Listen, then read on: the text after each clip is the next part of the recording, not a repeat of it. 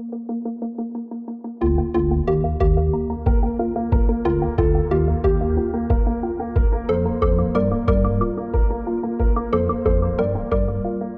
Kropp, I'm assuming you've learned an awful lot from outside of this region that you've been able to bring back into this region based a little on what Jason was talking about. Absolutely. You know, I was really blessed early in my career to have a couple of mentors that taught me a lot. And one of they've remained close friends and pick up the phone and call them in a heartbeat, which is great. But Jason and I were just together in Dallas with a group of 25 health plans that are just like us, community, not-for-profit health plans. And that kind of network is a huge opportunity for learning and seeing great leaders and being able to pick up on their ideas, pick up the phone and bounce your ideas off of them. And having that kind of network is incredibly valuable because what you get from them, what you learn in terms of additional partners like Jason to be able to pick up with, it's really hard to stay in your own little cocoon and pick up on all this knowledge. And so we're really fortunate to belong to organizations like that where that just kind of comes as part of the process. Any good examples of things even recently that you've picked up that you either might still have in the planning stages or that you have enacted within the company? Especially knowing that each community is so different, right? Like it can appear as something that, would be good in one market, and I know we were going to talk more about this market specifically. But well, one of the things that we're taking a look at, and Nora's been charged with going out there and connecting with our plans in the Alliance of Community Health Plans, this idea of bringing technology into healthcare. How do we do that in the right way? We believe strongly that at the core of healthcare, it's that relationship between the patient and the physician. And that's sacrosanct, and that will always be there. And I've always felt that healthcare is a relationship business that's enabled by technology. But technology has a really important role. And so our friends at Health Partners have done some really cool things in terms of bringing technology into their environment so that they've got a new product out there that people can receive the vast majority of what they need through their phone and through other devices and not have to go and disrupt their workday to get to the office and do other things. And so that's something that Nora's been taking a look at in terms of, we've made some good investments, not just in Zipango, but in some other technology. How can we capitalize on that and run that in parallel with what we're doing with our primary care physicians to bring a much more sort of consumer-focused product that meets people where they are, but is giving them all the information they need to live healthier lives. Jason mentioned that word culture, which obviously has become a real big word within your organization. Trust the process. Trust the process. Based on what we were just talking about and picking things up along the way, how important was culture when you first got into this? Was it all personal experiences here that made you want to change and improve the culture? Was it observations, firsthand connection to other owners, other organizations that made you realize or made you want to change the culture? Well, I think culture has been around for a while, and I feel like everyone, almost every one of our coaches that we've hired across the board have always talked about it, and I know our players have talked about it. But really, it's not talk. It's more the action type, and it starts with a lot of culture. Is such a big overlining area, but it's all the little details that I think I've learned that really is what really makes it effective and what makes it real and what makes people be excited about it. I will tell you, just listening to both Jason and Dr. Kropp here, we're all talking about what are we doing, I call it off the field or off the ice, how important that is. It's as we get our employees for so many hours a day, but investing what they do outside of that has such a bigger impact. So whether it's, I think or actually, Dr. Kropp, you came and visited us at our new sports training facility over at the Bills, and you talk about technology, right? Like there's things in there that technology I didn't know existed to help you. And it's about wellness now. It's not just about you have a medical issue or you have a health problem. It's about wellness. It's about a state of being and feeling good about yourself and those around you. So I just, that culture, it all plays into it. There's just no one specific thing. But I know Coach McDermott, when he first came in with us, when we're going through the whole interview process, it was very interesting because we had done it before. And you don't know, you're trying to get a gauge, but you're really just having conversations, right? With coaches, and you're trying to figure out, okay, this person is going to be kind of the face of your organization, and is he the right person? And what I loved about Coach McDermott was, I think he asked more questions about us and did more background and references about us than we did maybe about him. And you could see he came to our interviews with just these notebooks and notebooks of notes, and you could tell that this wasn't like a pre-typed out program. You could tell that it was handwritten notes. And so when you see someone so very much invested in the details and the things that he talked about and the experience that he had, we knew he could coach football. That wasn't the issue. It was all the other intangibles that you really look at. You look at his family life. You look at, he gets up at like 5 a.m. to go work out continuously. I mean, he's a health nut. And so when you start seeing these intangible things outside of the workplace, it gives you some indicators of what kind of leader that they're going to be. And certainly, he has certainly come in. If you come into our offices, you see a big lit up word heart, and that was one of his things right from day one. And he made everyone included, whether you worked in ticketing or whether you worked, in the strength and conditioning area. He just made you feel, so it's really helpful. Culture is not just like my job, it's everybody's job. And certainly when you have strong leaders like that helps push that agenda in very intentional, direct ways that you can really see. It really helps your organization as a whole. And I think a lot of, similarly, I think, interesting words were attached to Ralph Kruger when he came in, just because of his overall knowledge, and I'm sure he had lots of questions, but he just was so worldly and so different. And his words in the Sabres dressing room are play connected, and yes, there's a hockey technicality to all of that, but at its base, those are two words that can apply to everyone's business here with everything we've talked about already, and just staying connected and being together as one. And I know you don't want to sit here and talk about all the great things over at the training facility, but Dr. Kropp, since you were there, I do. I know you want to, just because I think what you discussed with us in a very casual conversation the other day is important for people to hear, just because you could see the value with what is being given to players and or employees on the Bills side because of what you witnessed at that training facility. Yeah, absolutely. We had the pleasure and privilege of going there a couple weeks ago, and I was blown away because, you can talk about culture, but when you walk into a building and it's palpable, it's real. And to Kim's credit, it starts there. And selecting Sean was a really important choice, but culture really derives from the leadership, and it goes through the organization. And as you walk through that facility and you see the physical setup, the flow, and then the commitment of every individual to the entire process, and the understanding of the importance of their role and how it connects to other roles.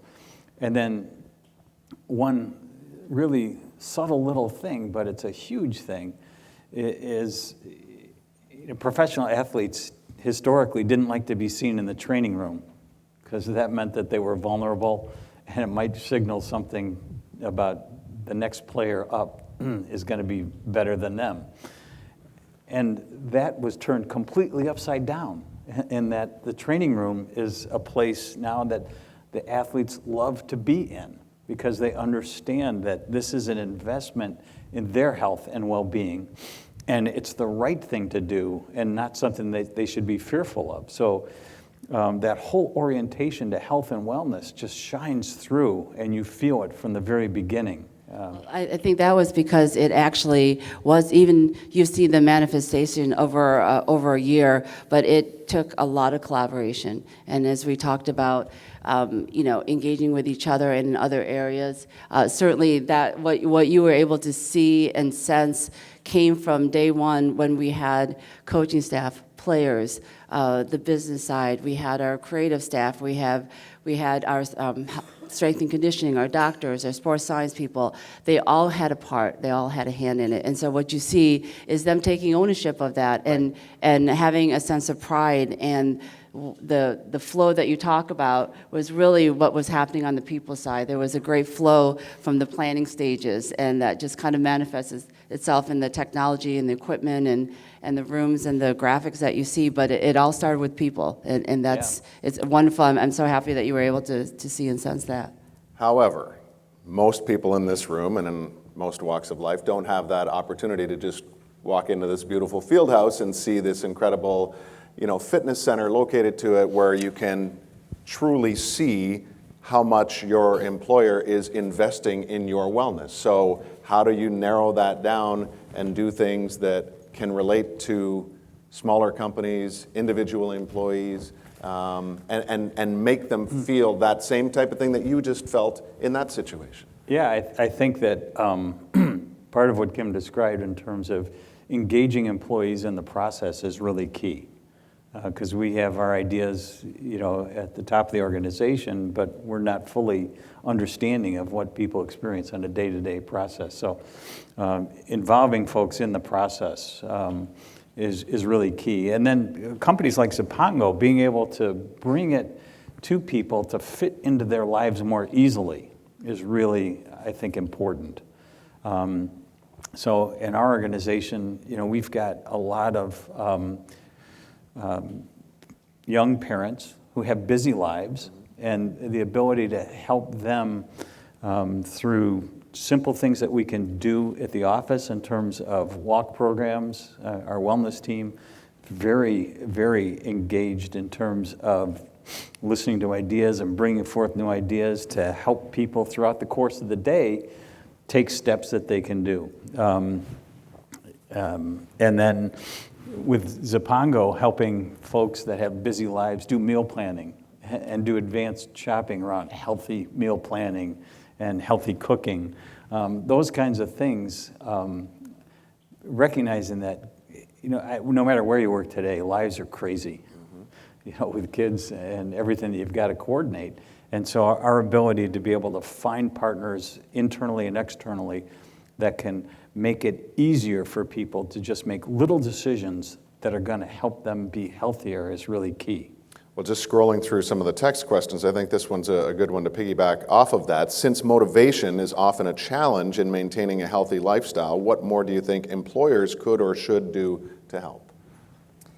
So I think there's a couple themes that actually do trickle all the way down to how do we help all of our employees and people we work with. People keeps coming up in culture. And then intentionality about the little things, whether it's your own family, 3 little rugrats running around like me, or your bigger family of your startup or bigger startup. And Kim let me speak with Christine Judges, who's the team dietitian for the Bills and the Sabres, who's awesome, an Aussie who worked for the Olympic team in Canada, has brought a lot of thoughtful science, along with the broader performance team, to the culture. And this is what I think you mean, Kim, by the little things. What Christine shared with me is that for the Buffalo Bills, in that performance facility and throughout the year, though there's limitations with the Players Association, when you're in the facility, when you're at OTAs, first it's about the food culture, the food environment, and the food that's put around, and then personalization to whatever the needs are, from the 180-pound player to the 360-pound player. There's a wide variety for football. That is a lot more similar to what M&T is working on and other great employers around this area, or Google or Disney that we work with, than you think. We're all just human beings, whether you play a performance sport or whether you use your noggin and you're trying to perform on the job behind your desktop, your laptop, or your mobile phone. So in the nutrition side of it, and nutrition is the fuel for your body, physical activity keeps your blood flowing, you got to de-stress, and you got to get good sleep. Pretty basic stuff. But if you mess up any of four of those, you're not going to be well balanced, you're not going to perform well in games, you're not going to perform well at work, or worse, you're going to get sick, you're going to be absent, and things are going to start to break down for both you as an individual and for your employer that you work for. So I loved what I heard from Christine, because I don't think that always happened with the Bills or the Sabres. I don't think that happens with a lot of teams. But teams that invest deeply in that, like Pete Carroll has been with the Seahawks for years, and I think the Bills have now the best facility in the country. And I also started my first company with the help of a great coach named Mike Krzyzewski at Duke, and they have an amazing performance center. The things they do for the guys that show up there for basketball, you would not believe how much Mike invests in their mental well-being and their physical well-being. And I see them doing the same thing with the Bills and the Sabres. And again, that's why I love this team again. And I haven't for a couple decades. And I really love this team again because they care. But what Christine shared is that you show up to OTAs, and in sports, there's a lot of bars and Gatorade and stuff like that. And the guys get really into this idea that they have to take all these extra supplements and things like that. And the first principle is, let's surround you with like healthy food and make the healthy food the default. But the other part, the personalization, a lot of guys are going through injuries, like this last weekend. It's a rough sport. And so they're really thoughtful about putting tons of spices into the food. And it turns out there's a study that shows that turmeric is almost as good as ibuprofen at reducing inflammation if you get enough of it. I'm talking like a lot of it, like Thai food, like Vietnamese food. But they've gone out of their way to make food like that available with the Bills. And in our programs with Zapongo, we make it really easy to nudge you to these really rich in spice recipes. For example, if you have autoimmune conditions where an anti-inflammatory diet matters. So pulling the processed food out and inserting a lot of spices and personalizing it to weight and the injuries you might be going through, it works for performance athletes, but it also works for your people. And those are the little things we work on to try to make it a little bit easier to buy healthy food that translates. I think, Christine, they're also in that environment, and especially in our lunchroom, if you ever get a chance, is a lot of education around it as well. So you will see everywhere why certain foods are good for you and who should be using these type of food, depending on what your needs are, the individual basis. And then our staff also eats in the same space. So they get to see all the education around it as well. And when you make that the norm, like, especially when you have the young rookies coming in, and as we talked about the younger generation, like this is now all the norm for them. The veterans, they remember back when, well, at least in hockey you could smoke between periods. But, so as awareness has changed, as patterns have changed, this is kind of our way of just saying, this isn't special. This is norm. This is what we do to have a healthy living, and that just makes it so much easier for the message to get through. So, you asked me earlier, Brian, about lessons brought in from elsewhere. I sit on this national board, the National Forum for the Prevention of Heart Disease and Stroke, and had the chance to meet the mayor of Green Bay. You might know this address better than I do, but the Packers Stadium is, I think, like 1265 Lombardi Avenue. It's a 4-digit number anyway. And so the mayor was looking at the challenge of sort of a diffuse workforce for the city of Green Bay, and how could he motivate them? So they put together a program based upon the address of the stadium, 1265. And the basis of the program is if there's certain points allocated for healthy activities, and if you achieve 1265, then the city will pay 90% of your health premium. Wow. Which was not the norm for them. And what they saw was a dramatic improvement in engagement in the right activities. For whether you were in the public works department or sat at a desk, and so brought that idea back home, and we've adopted something at Independent Health with different tier levels that are tied to numbers that are important to us. That again, if people engage in the right activities, they get incentivized to do. And they can use those funds for other health improvement activities. And that's something that small employers can do as well, as a way to not just make the new norm available to them, but incentivize folks to actually go forth and do more.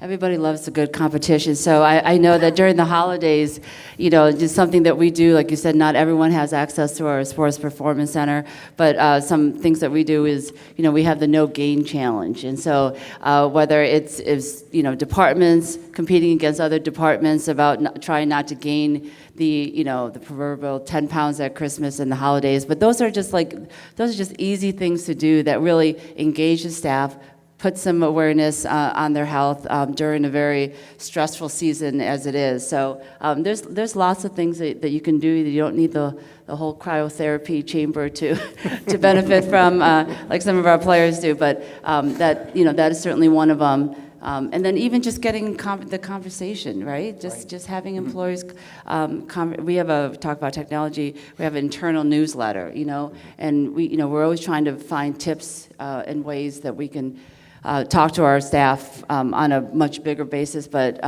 just to always keep in the forefront that their being, their wellness, their health, their mental, physical, it's all, it all comes together. The newsletter is great, by the way. I mean, again, the company is so big, and I just think that we all struggle with trying to keep up with the new hires and things like that. So when you can see it every week, who's come on board, it's very important. And I think obviously it gives that new person a feeling of inclusion, which is terrific. And more than likely, you're going to immediately have people recognize them because of the newsletter, go out of their way to say hello. These are all simple little things, right, that can make people feel better about where they're at. We were just talking about personal health for the players and stuff, but the question came in, what are your personal health and or fitness routines, daily must-dos? Oh, I'm such a bad example. That's why I started with you. I probably talk more than I act, go against everything I say. We could have this segment, yes. this portion of the show presented by Red Bull or something, if you'd like. So intermittent fasting is a new form of eating, I guess, that has now been I've been intermittent fasting for a long, long time, but I go like days. So when I'm here in Buffalo, because of different events, some great food, the food here in Buffalo is wonderful. It's better than in Florida. So I tend to kind of overindulge, and then I'll go back to Florida and just have my normal salad and with grilled chicken. That's what I tried. I tried not to. I overindulge, but then if I overindulge, I always kind of really cut it back. So, and I do try to find little ways. Like I said, sometimes I can't get up in the morning to exercise. I just can't. And then at night, I'm too tired to work out. So what I try to do is just find little ways. So that's, talk about, I park far away. So if I'm going to Wegmans, I park further than I have to just to get those extra steps in. I take the back stairs when I can. So I just, all those little things. And I tell you, I'm not wearing one now, but I love technology. So at night, I wear a ring that tells me how my sleep is. And then the fitness tracker, certainly all the apps that are on my phone to kind of just as a reminders to day to day. But, do the best I can. Mm-hmm. Dr. Kropp?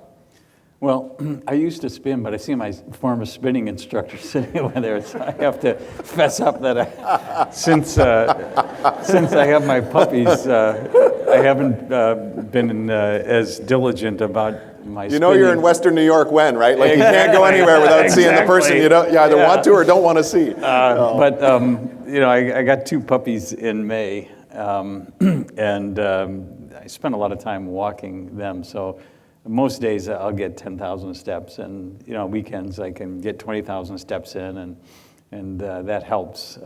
But it's important, to get up early, get that walking in on the days when I can get to the Y, do something there.